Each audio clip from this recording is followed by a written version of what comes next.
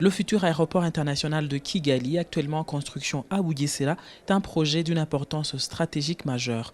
Mené conjointement par le Rwanda et Qatar Airways, son coût d'investissement est estimé à plus de 2 milliards de dollars américains.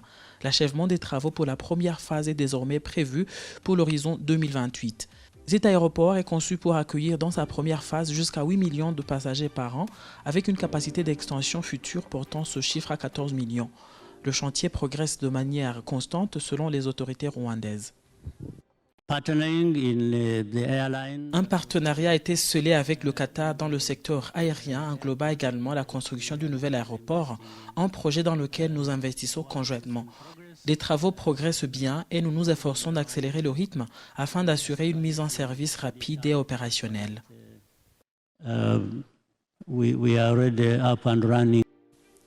Au-delà de l'infrastructure, l'enjeu est économique.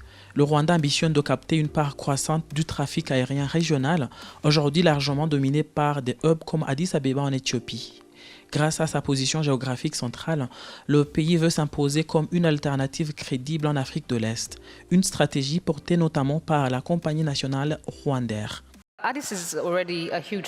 Addis Abeba est déjà reconnue comme une plaque tournante majeure. Kigali est positionné pour devenir une plaque tournante régionale alternative, tirant parti de la situation géographique stratégique du Rwanda au cœur de l'Afrique. Cette position privilégiée nous offre un accès à toutes les destinations, que ce soit au nord, au sud, à l'est ou à l'ouest. Notre nouvel aéroport sera donc une plaque tournante alternative pour un potentiel de développement et de concurrence face aux autres hubs régionaux. Nous entamons ce projet modestement, mais nous sommes déterminés à le développer continuellement, compte tenu de l'immense potentiel que représente le continent africain.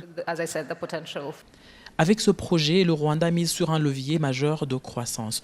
Dans un contexte où le transport aérien africain reste confronté à des défis comme les coûts élevés, la faible connectivité et la fragmentation du marché, les opportunités sont importantes sur un continent qui ne représente encore que 2 à 3% du trafic aérien mondial. L'aéroport devrait ainsi stimuler le tourisme, faciliter les échanges et renforcer l'attractivité du pays. Reste désormais à transformer cette ambition en plateforme incontournable du ciel africain.